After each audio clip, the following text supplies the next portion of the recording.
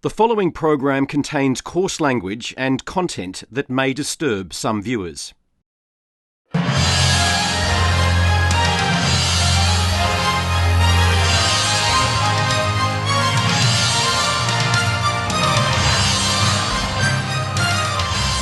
evening and welcome to Four Corners. Tonight, the scandalous treatment of police suffering from post-traumatic stress after exposure to violence and trauma. Despite advances in the treatment of PTSD in the military, former policemen say they've been abandoned when they were at their most vulnerable. It's estimated 1 in 5 police officers either have or are at risk of developing PTSD, making them potentially a danger to themselves and to the public they serve.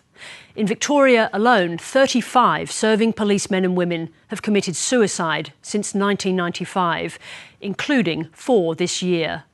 In tonight's programme, police from 3 states describe how their claims were treated with suspicion and how they were scrutinised in ways that made them feel like criminals. In some cases, this included being secretly filmed by insurance investigators. Quentin McDermott reports.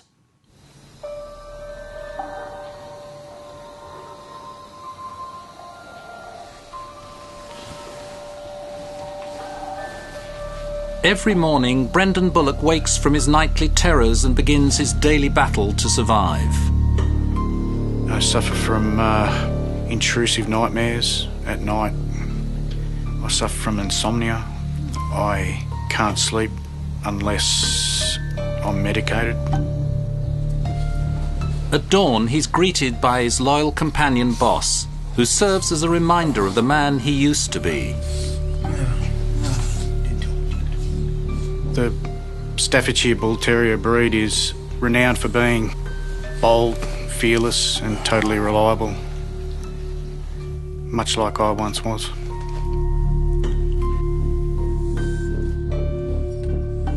Brendan starts his day with 200 milligrams of antidepressants. This decorated former New South Wales police officer is strong on the outside but shattered on the inside. From the onset of my career, I was exposed to extreme acts of violence, suicides and homicides. Each traumatic incident that I witnessed, I shut away in my subconscious mind. Now, severely disabled by post-traumatic stress disorder, it's a battle just to get out of the house. Even driving to the shops is a major mental challenge. I'm very hypervigilant. I'm constantly aware of my surroundings and who is around me at the time. I am constantly on the lookout for people following me.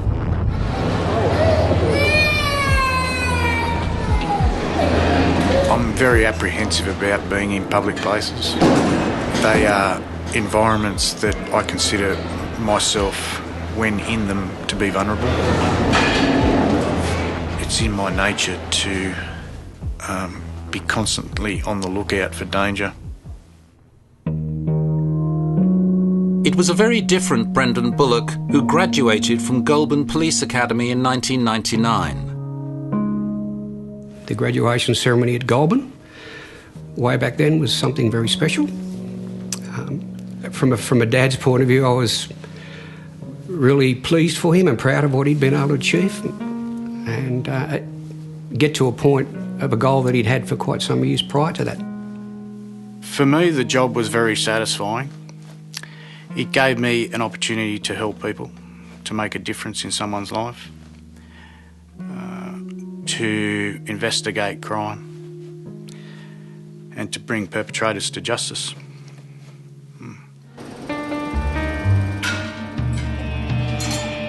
Brendan was a detective in the Terrorism Investigations Squad and surveilled organised crime figures for the Australian Crime Commission. As a frontline officer, he had death threats and was violently assaulted. He attended murders, suicides and horrific traffic accidents. 4 years into the job, it started getting to him, but he couldn't admit it.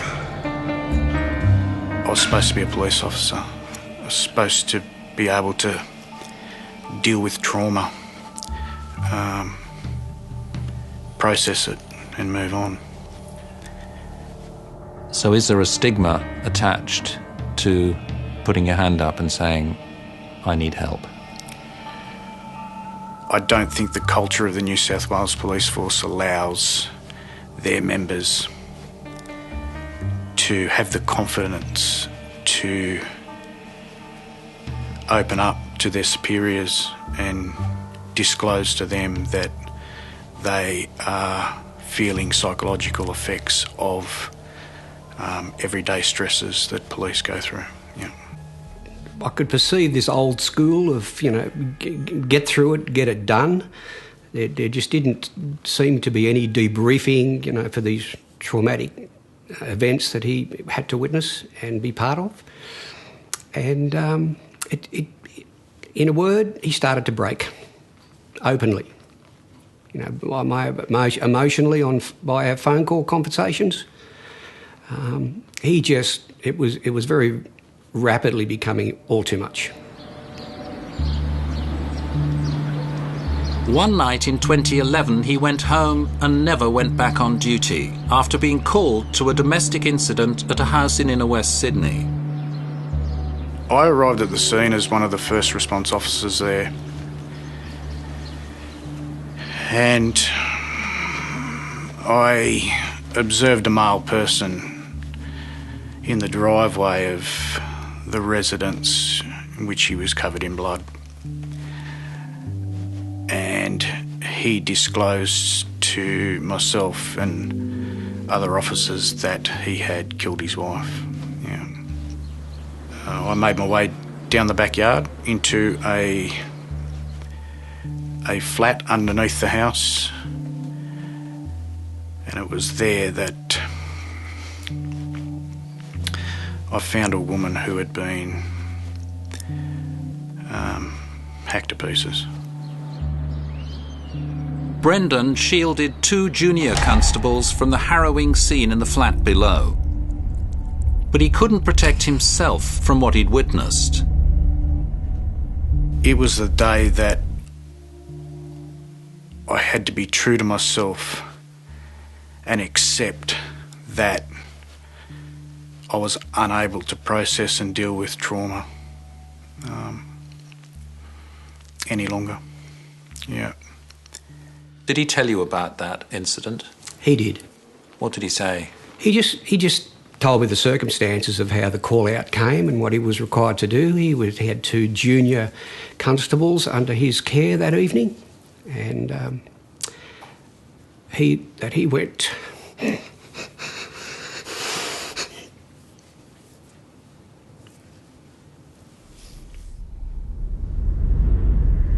For Brendan, the images of the wife mutilated by her husband tipped him over into full-blown mental illness.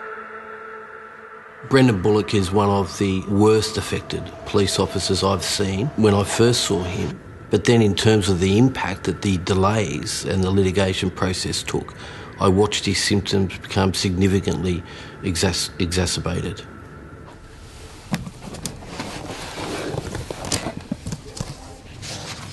When Brendan Bullock applied for compensation, it marked the start of a 5-year battle with insurers operating on behalf of the New South Wales Police Force. Police that end up in this situation with PTSD and out of their job, I think have a right to feel that their claims will be handled swiftly, but instead they find the opposite. And their claims are delayed, they're frustrated, and they go through quite lengthy process in getting compensation and insurance claims paid. Are those delays justified? No, they're not justified. In my experience, the delays most often are deliberate delays. Do some police officers simply give up? Yes, they do. And that's why I think this is a deliberate ploy. Even one police officer giving up his claim is a significant saving for an insurance company. Brendan was covered by the police's Blue Ribbon insurance, which entitles officers who are incapacitated to total and permanent disability benefits. These people aren't fraudulent. These claims aren't fraudulent. These are the very best of the police that I see go out with PTSD. And can I just say that the pattern that occurs almost exclusively with these claimants is that they come in and see me and they spend a significant part of that first conference crying in front of me. And I'm going to suggest to you that fraudulent claimsters would have difficulty or would be extremely good actors to go through that.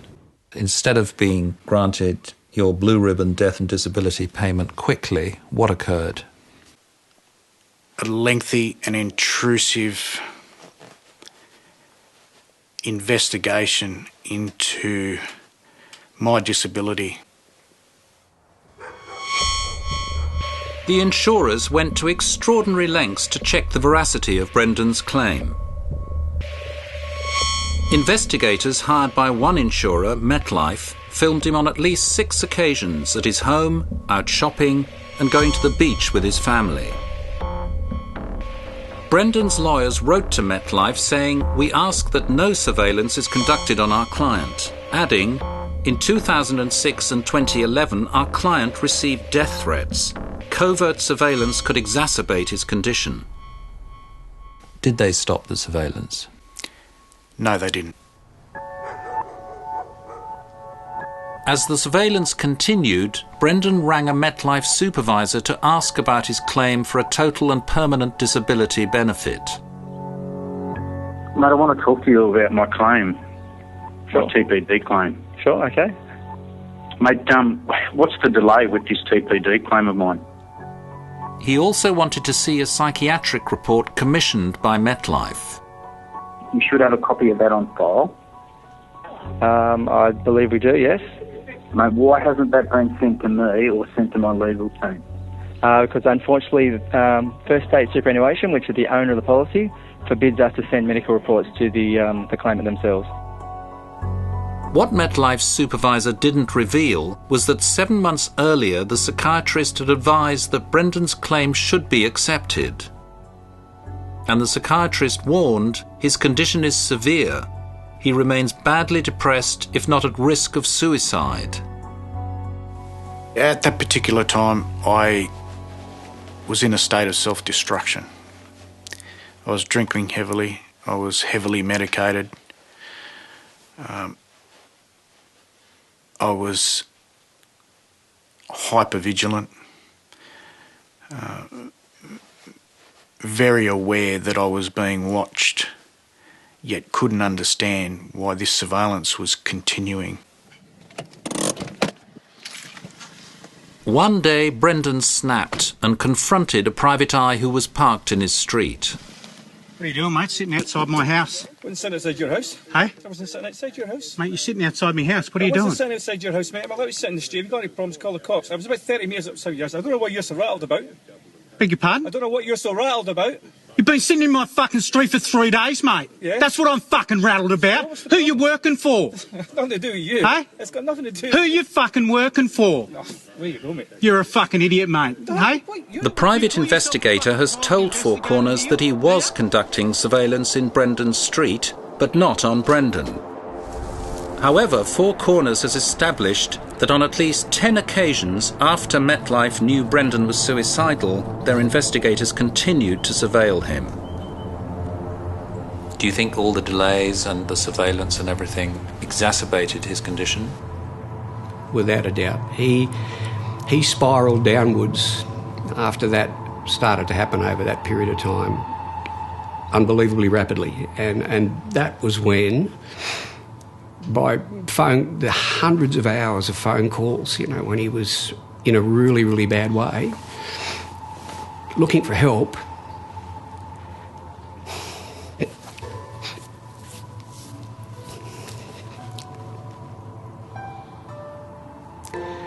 was really unfair.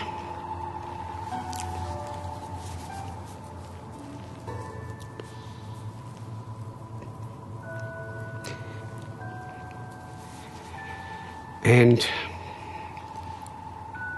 I certainly did, and I'm sure Santa did as well. We started to have some grave concerns about him. 9 months after he lodged his disability claim, MetLife told Brendan they wouldn't pay out, as a new insurer had taken over the policy. The decision that they came to caused me to give up all hope. Their decision to decline my claim pushed me to the edge, and I just couldn't take it anymore.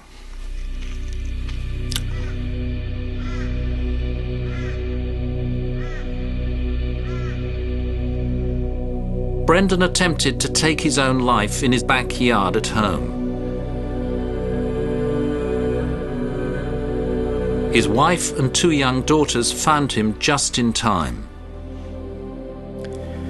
It's something I live with every single day and regret my actions. And I've got to take responsibility for those actions. But what I won't accept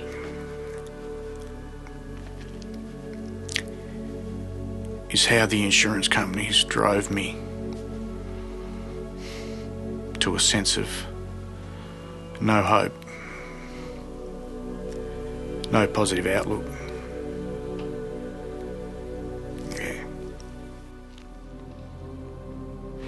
They were warned that there was a probability that Brendan would attempt, and they just wanted to sweep it under the carpet. I can't fathom why anybody would want to treat anybody like that. It's madness. Do you blame them for what occurred? Absolutely, 100%. I have no doubt about that at all. Without those years of torture, the surveillance, the lack of support and all the above, Brendan wouldn't have got to the point that he did. No doubt.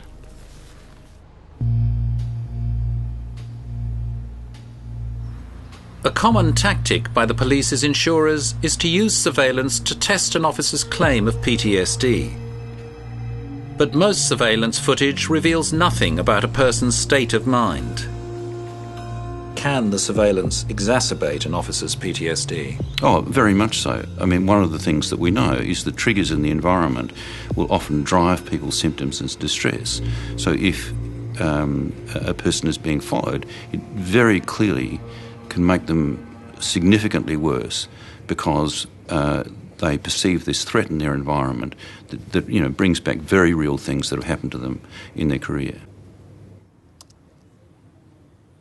Leading psychiatrist Sandy McFarlane has assessed hundreds of officers with PTSD. As a medical researcher, I have to go and get very detailed consents from people to collect information about their health and welfare. And I really don't understand how, under the privacy legislation, these people can be followed and filmed in that way. When Greg, a New South Wales cop who asked us not to use his surname, made his claim, he too was filmed. Shopping at the supermarket, walking to his car with a coffee, drinking another coffee in a restaurant. And here, talking on the phone. I've gone from being a high-ranking commissioned officer in a police force to basically being treated like a criminal. What they say to people is that, well, we don't believe you. And we're going to fight you all the way. And I mean, ultimately, I think what they want to do is just drag it out as long as they can. So you can either give up or go and kill yourself. In a 17-year career as a New South Wales cop, Greg was exposed to one horrific event after another. The things police see and do, all police, not just me, almost on a daily basis are just, now that I look back on them, horrible things. People who've blown their heads off with shotguns, people who've jumped under trains, you're picking up body parts, you're holding the bodies of dead babies that have died and then dealing with the emotions of the family. The deaths of children hit Greg particularly hard. He found himself taking it out on his own kids. I'm pretty overprotective. You know, if one of my kids sort of hurts themselves, I tend to overreact quite badly. What do you mean by that? Well, you know, because of the emotions are so high and inside me, is that it normally ends up turning into anger, which is sort of the reverse of what it should be. So it doesn't make for a very happy family life, if you know what I mean. It's very confronting for them. Look, my journey with PTSD has been horrible for them. You know, I have an 8-year-old son who's really only known me as an angry person. And that's not a really good situation for a family. I mean, we're lucky that we still are a family, to be honest. For Greg, the incident that triggered his spiral into PTSD was the murder of an Indigenous woman, Teresa Binge, in country New South Wales. Is this the spot? Is it, Quentin? Her body was found dumped in a culvert. I still find it hard. There's an enormous sense of frustration and some guilt, I suppose.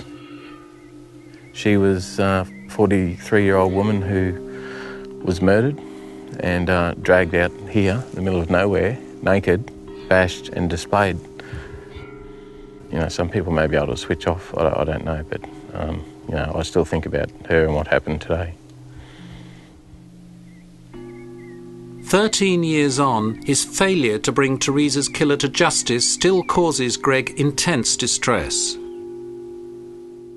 How did that investigation start? Yeah, so it was 2003.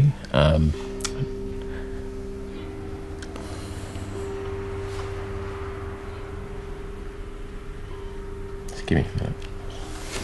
It's pretty hard to talk about.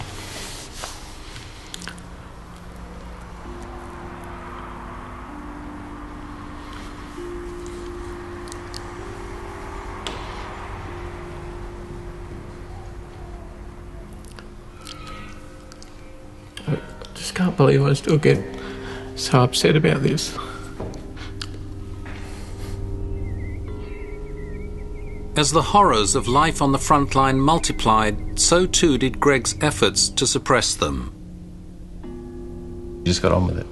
Because, I mean, what's the choice? You can't have coppers, you know, in the corner rocking back and forth every time they see a dead body. No work will get done. There are things to be done, so you push them to the side and you get on with it. But his anger, a dangerous symptom of PTSD, was growing. Finally, he snapped. It was building and building, the anger. And not just towards Crooks, but towards my colleagues. And, you know, it was sort of the case that, you know, you scare yourself. You're walking around with a firearm on your hip and you're that angry and you're that wound up and you don't sort of think that there's any out. So it's not a good place to be if you're a cop with a gun on your hip walking around the streets full of that much anger. It's just not safe. He came home and he was punching holes in the wall, wasn't he? Yes, yeah, it was shocking. It was confronting. A man that I saw as someone who was strong, very capable, very intelligent, I was so proud of him. Brought down to a level of being not in control of his emotions. It was upsetting. It was devastating.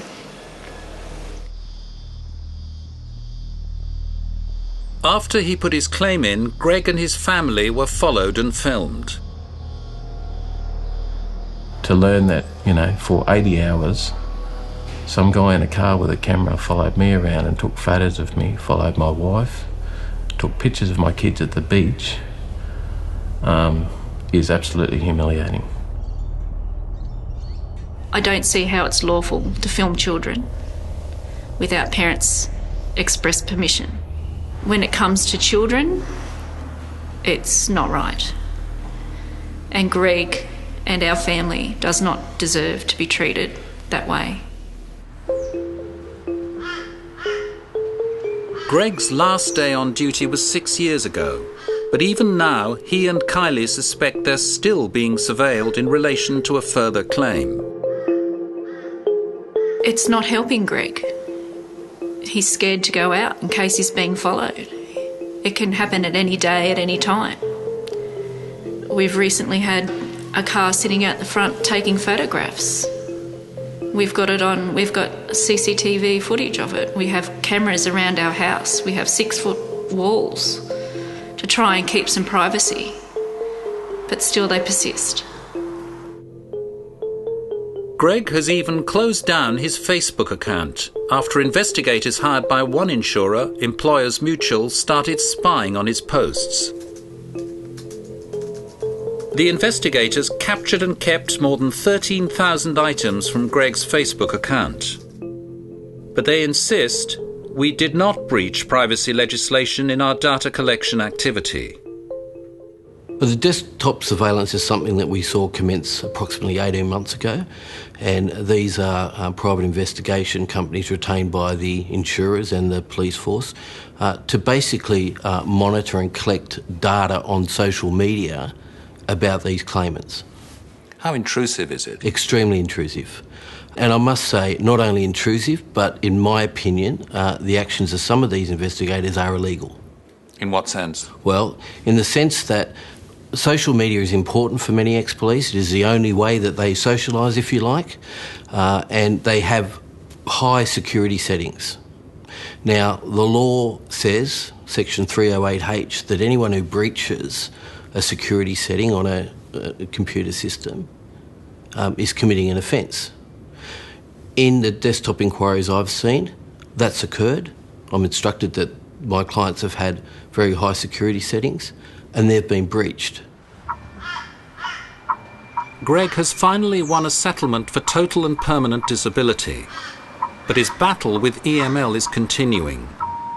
He blames the insurer's tactics for damaging his chances of recovery. Here I was trying to get my health back, mental, physical, everything, keep my family together, and all they were doing was tearing it apart. And, it still continues today. In my view, there's an enormous conflict of interest for the insurers. They're about saving money and about profits. And I think that potentially, at times, drives what I would see as being unethical behaviour and not understanding that they're actually part of a health and welfare system where an equal concern needs to be about providing people with the care and compensation and income maintenance for people who have genuinely been injured in the course of a public service. In Victoria, psychologist Tony McHugh has helped police and military veterans recover from trauma. Surprisingly, he says, it isn't war veterans who suffer the greatest psychological damage. Police are the most traumatised group in the community. We know this because of exposure to police stories. We know this from the limited research that is done. Over a 20-year career, police will see many, many badly injured and deceased people, way in excess of what one would normally see in a military career. As many people are developing the disorder as have it at the current time. So we're really talking there about 20% of the police forces around Australia have got a group of people who are at significant risk in terms of their mental health. So 1 in 5 police officers around Australia either have or could develop PTSD? Yes, that would be a reasonable estimate. What effect can that have on their ability to do the job? I think that's really the critical issue that the public needs to be interested in. There are a number of ways that an officer is, I think, a risk to themselves and to the community. In Victoria, the scale of the problem has been painfully exposed by a spate of police suicides. 35 serving officers have taken their own lives since 1995, including 4 this year alone. What we know is that suicide overlaps enormously with mental health problems. And if we have undiagnosed mental health problems in exposed populations like the military or police, then it's likely that there's going to be a greater number of suicides.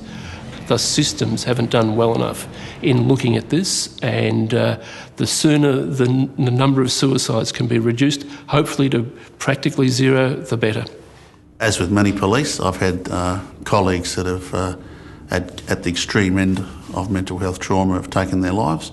And so I've felt that personally, and it's had an impact on me personally. So something that I'm very much personally committed to as a priority for Victoria Police to get right and improve in.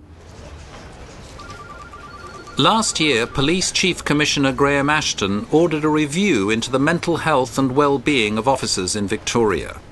It concluded that the culture must change from the top down. It actually had some strong recommendations for us, telling us that we hadn't been providing the necessary leadership around these issues. Our managers weren't sufficiently skilled in mental health management. They weren't skilled enough in terms of knowing what to do to provide adequate support, and weren't interventionist enough in relation to reaching in, looking for signs of trouble and difficulty with our staff. We recognise it as an issue. The next step is to actually deal with it as an issue.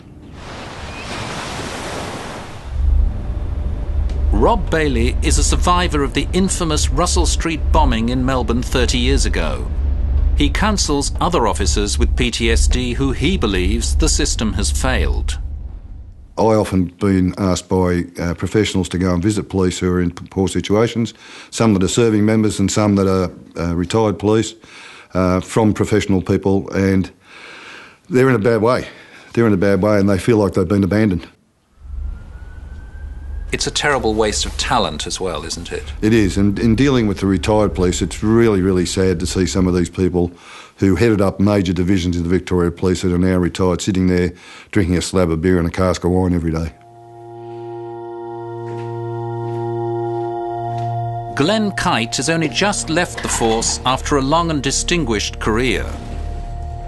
When he worked in internal affairs, he helped investigate the suicides of fellow officers. He says the need for change is now urgent. How about getting him some treatment rather than knocking them back? Because I'm telling you now, there will be more and more of this happen. And how many police members have to resign, retire, suicide, before they actually sit there and go, oh, okay, all right, we're going to acknowledge this problem. It's huge, and it's not going to get any better. It's only going to get worse. After dealing with a number of police suicides, Glenn too developed PTSD. And like many others, he didn't get the help he needed. When you went back to VicPol and said, I have PTSD, did they accept that? No. You're asking for help, but then when you say, well, how do I get it? They say no. And when you get a refusal, it's like they dismiss that you've got no issue at all. And then when that happens, what do you do then? For the psychiatrists who treat police officers like Glenn, early intervention can make the difference between keeping an officer in the job and throwing him on the scrap heap. All the evidence is that that's where we need to go. And one of the challenges is that we're dealing with a culture of people who tend to deny their own welfare and ignore their own suffering. I mean, often you have to do that in extreme circumstances to function. So they're not an easy group to get up, to take up the opportunities for early intervention, but I think that requires a very big cultural shift and a whole program of education. My particular hope is that we will get earlier treatment interventions. That's a win for everyone. It's a win for the force, it's a win for the officer, and it's even a win for the work cover system. Earlier intervention prevents the growth of mental ill health. How helpful or unhelpful in all of this are the insurers? The insurers have an incredibly important role to play, and my view is that they don't play it well enough at times. There's data. There's data that talks about the number of cases that are rejected, and the number is way too high. The trouble is that so often these organisations see this as simply a problem of compensation. This is not just a problem of compensation. It's about how, humankind can only tolerate so much reality.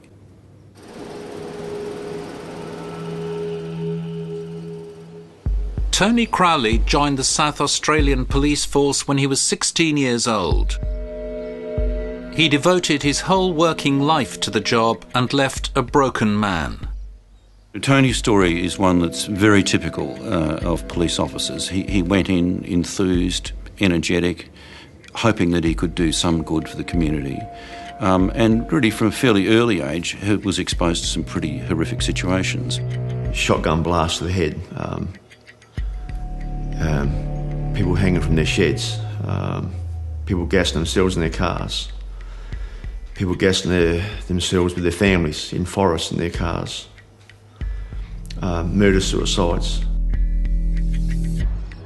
Tony himself personifies the police's failure to deal with mental illness and what can happen to an officer on duty when early treatment isn't given and post-traumatic stress disorder goes unchecked.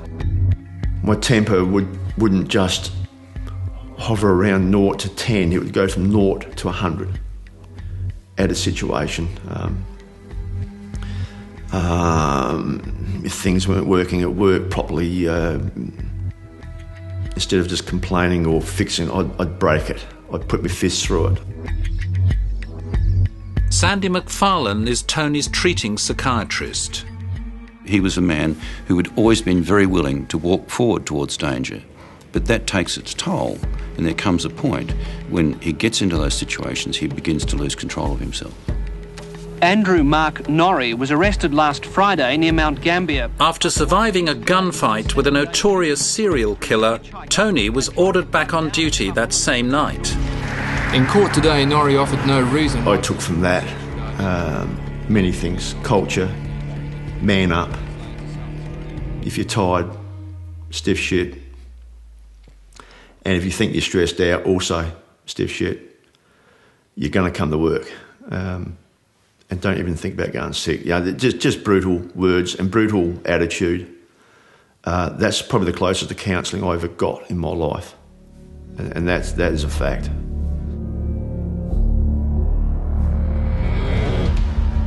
Tony Crowley experienced an unending series of horrors. As the images piled one on top of another, so too did the symptoms of PTSD. Nightmares, flashbacks, insomnia, suicidal thoughts, and a growing, dangerous anger.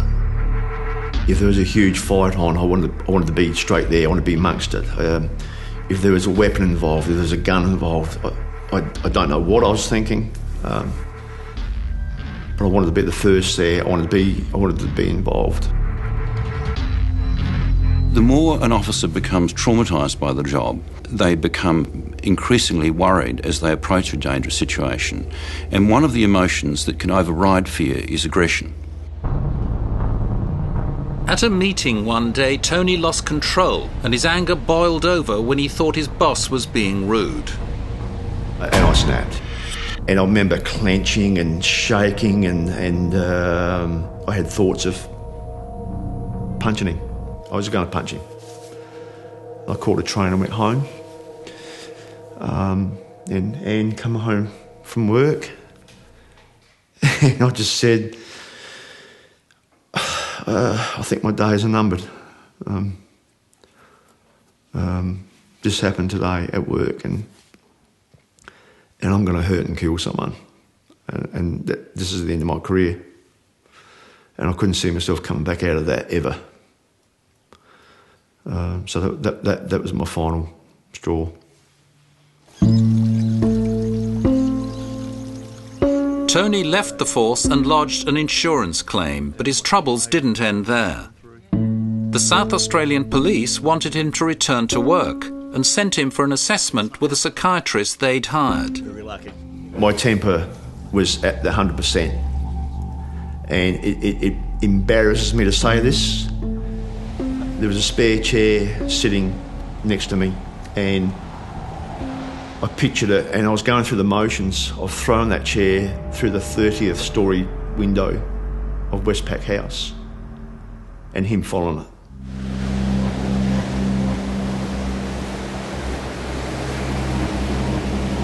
Tony now lives off his police pension and a meagre award of $65,000 to fund his lifelong medication and treatment for PTSD.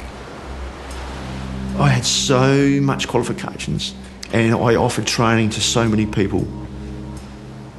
They couldn't use me for any of those. There's something wrong with them. It's bad to the core. And where do you start? I don't know. Recognition, I suppose, is about the start of it. It seems like such a waste of human capital to have highly trained officers ending up severely disabled and even suicidal. Would you agree with that? Absolutely. And I think it's a tragedy that the government ultimately doesn't sit back and look at the evidence and see that these are occupations that carry with them a significant risk to the health and welfare of people who voluntarily go into these roles. And I think the governments have actually negated their responsibility to protect people who serve the community. And I think have put the bar too high in terms of long-term compensation for officers. When you disengage from the police force, there's very, very little dignity. There's almost none, to the point where you are really treated like a criminal. The very criminals I used to lock up. So when they follow me around like a criminal or follow my wife and kids and take photos of them, that's the stuff I used to do to people who are doing armed robberies. Now, you think, well, what have I done to deserve that?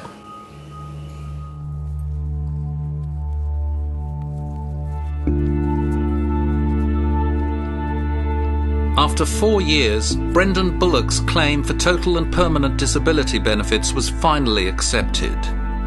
But his life now is a far cry from the day he graduated. It's left a gaping hole in him.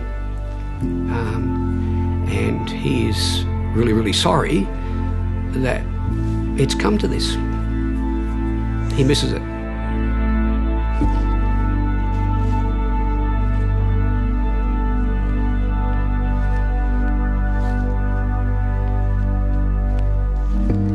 I struggle with it every day.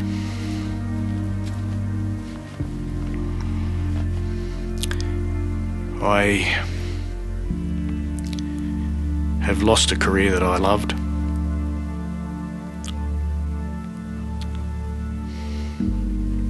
I lost a marriage. It's broken me.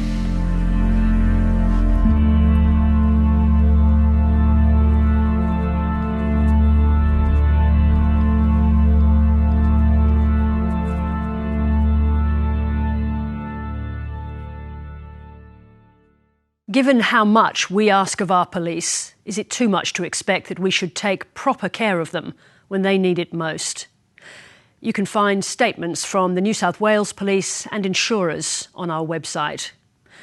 Next week, man on a wire.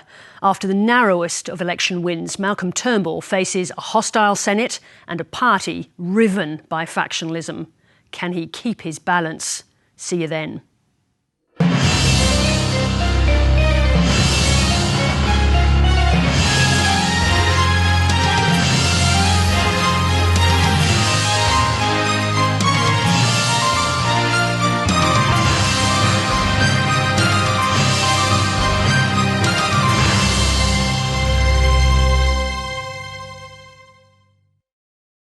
If the material covered in this story has raised any issues of concern for you, you can contact one of these services